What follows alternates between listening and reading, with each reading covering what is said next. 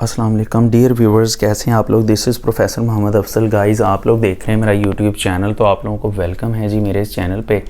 तो सबसे पहले जनाब आप लोग सब्सक्राइब कर दें, बेल आइकन प्रेस कर दें, ऑल नोटिफिकेशंस पे क्लिक कर दें जो वेरी फर्स्ट टाइम देख रहे हैं। इसके अलावा गाइस जो जितने भी मेरे सोशल मीडिया प्लेटफॉर्म्स हैं सबके जो मैंने लिंक हैं मैंने डिस्क्रिप्शन में डाल दिए हैं, आप मुझे वहाँ पर भी फॉलो कर सकते हैं और इसका जो लिंक है वो भी दोस्तों में शेयर करें। तो गाइज़ हमने शुरू की ऑर्गेनिक केमिस्ट्री की सीरीज़, हमारा आज लेक्चर नंबर 10 है। तो मूविंग टुवर्ड्स लेक्चर नंबर 10, इससे पहले हम पढ़ रहे थे रिएक्शंस ऑफ अल्कीन्स जो कि आज ख़त्म हो जाएंगे, तो आखिरी पार्ट उसका रहेगा। तो ये बहुत सिंपल है, तो ये लेक्चर भी बहुत शॉर्ट है। पॉलीमराइजेशन का टॉपिक हमने पढ़ना है। पॉली मीन्स मैनी, मर्स का मतलब होता है यूनिट्स। जब बहुत सारे यूनिट्स आपस में मिल जाते हैं, एक बड़ा मॉलिक्यूल बना देते हैं, तो उसको पॉलीमराइजेशन कहते हैं। The process in which a large number of small molecules called monomers combine together to produce a macro molecule, मतलब एक बड़ा मॉलिक्यूल। मैक्रो मॉलिक्यूल भी कह सकते हैं इसको, एक पॉलीमर भी कह सकते हैं, या फिर हम इसको जाइंट मॉलिक्यूल भी कह सकते हैं। Is called polymerization. अब पॉलीमराइजेशन इथीन की करवाते हैं या इथाइलिन भी इसको कह सकते हैं। इथीन या इथाइलिन की पॉलीमराइजेशन करवाते हैं। तो गाइज़ ये कंडीशंस आप याद रखें। 400 डिग्रीज टेम्परेचर होता है, 100 एटमॉस्फेरिक प्रेशर होता है, ट्रेसेस ऑफ ऑक्सीजन मतलब जस्ट 0.1% ऑक्सीजन होती है। ये वाली बात मल्टीपल चॉइस है। तो ये इनका डबल बॉन्ड टूट जाता है और ये एक लंबी चेन में कन्वर्टेड होता है। n नंबर ऑफ पार्टिकल्स आपस में अटैच हो जाते हैं। अब यहाँ पर एक चीज़ है कि अगर n स्टार्ट पे लिखा हो इस तरह से, इसका मतलब है सारे मॉलिक्यूल्स अलग-अलग उनका बॉन्ड नहीं बना हुआ। लेकिन गाइज अगर n इस जगह पे आ जाए, दैट मीन्स कि ये सारे के सारे पार्टिकल्स आपस में कनेक्टेड हैं, तो दैट बिकम्स पॉलीथिलीन। इसको पॉलीथीन भी कहते हैं। आमतौर पे जो पॉलीथीन के जो शॉपर बैग्स हम यूज़ करते हैं तो वो बेसिकली इस कैटेगरी में आते हैं, ये वही चीज़ होती है। अच्छा गाइस, थोड़ा सा इससे आगे चलते हैं। तो लुक एट दिस, यहाँ पर देखें तो हमारे पास इसे आगे आ जाता है कि बेस्ट क्वालिटी पॉलीथीन हासिल होती है। हमें ये कैटलिस्ट यूज़ करने थे। एल्युमिनियम ट्राईथाइल है, AlC2H5 thrice and titanium trichloride TiCl3। इसको कलेक्टिवली ज़िग्लर-नाटा कैटलिस्ट कहते हैं। ये आपकी मतलब बुक में नहीं लिखा हुआ, लेकिन आगे चल के शायद कहीं ई-कैट MD कैट में पूछ लिया जाए, तो आप इसको नोट कर लें। Might be asked in MD CAT और ई-कैट, तो इसको ज़रा जहन में रख लें। This is called Ziegler Natta catalyst. Spelling अच्छी तरह से आप देख लें। तो गाइज़ ये शॉर्ट क्वेश्चन ही आ सकता है, लॉन्ग तो कोई नहीं है। आगे यूजेस ऑफ इथीन हैं। अब गाइज़ ये short question uses of ethene, तो यूजेस ऑफ इथीन ये बेसिकली शॉर्ट क्वेश्चन है, इसी नाम से पूछा जा सकता है। तो ये टोटल जो है आपकी बुक में 5 लिखे हुए हैं, तो आपने एनी 4 करने हैं, जिनमें से चौथा करना बहुत ज़रूरी है। तो समटाइम्स वो पूछ लेता है डिस्क्राइब यूजेस ऑफ इथीन, तो गाइज़ उसमें आपने 4 करने होते हैं, जिसके अंदर आपने चौथा पॉइंट ज़रूर करना होता है। और इसके अलावा जब हम चौथे पॉइंट पे जाएंगे तो मैं बताऊंगा उस अकेले पॉइंट के ऊपर भी एक शॉर्ट क्वेश्चन बनता है। तो देखें, it is use for the manufacture of polythene, a plastic material use for making toys, cables, bags, boxes etcetera. अब गाइज़ इससे थोड़ा सा आगे चलते हैं। आप लोग इतनी ज़िद करते हैं तो मैं थोड़ा सा और पढ़ा देता हूँ। तो इससे हम थोड़ा सा आगे चलते हैं, तो वेट अ लिटिल। तो यहाँ पर देखें, यहाँ पर है कि it is use for artificial ripening of fruits. बच्चों ये बहुत इंपॉर्टेंट MCQ है। आर्टिफिशियल राइपनिंग के लिए इथीन गैस या इथाइलिन गैस यूज़ होती है।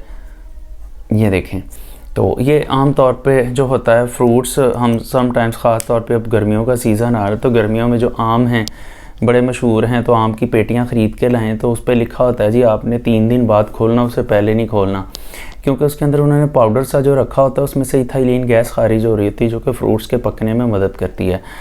अच्छा गाइज़, उसके अलावा अगर हम बनानास की बात करें, तो जो बनानास होते हैं उसके ऊपर जो वो पंजा सा उसका लगा होता है, तो वो बनानास के ऊपर उसमें से इथाइलिन गैस निकल रही होती है। तो अगर हम सारे के सारे बनानास को उससे अलहदा करके फेंक दें, तो जो बनाना 1 दिन के अंदर रॉट हो जाते हैं, वो 1 दिन की बजाय 3 दिन 4 दिन निकाल जाते हैं। लेकिन ऐसे हम मेहमानों के सामने नहीं रख सकते, वो बुरे लगते हैं। दैट्स वाई हमें उसके साथ ही उसका लगा रहने देना चाहिए। लेकिन एक और ट्रिक होती है, अगर हम उसके ऊपर टेप लपेट दें ना, तो जिससे इथाइलिन गैस जो होती है वो नहीं निकल पाती और हमारे जो केले होते हैं वो ज़्यादा देर तक सही रहते हैं।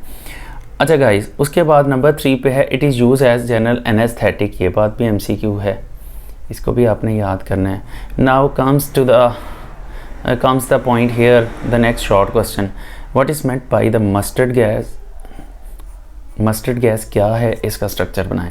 It is also use for the manufacture of mustard gas. अब इट इज़ की जगह पे आप इथाइलिन लिख लें।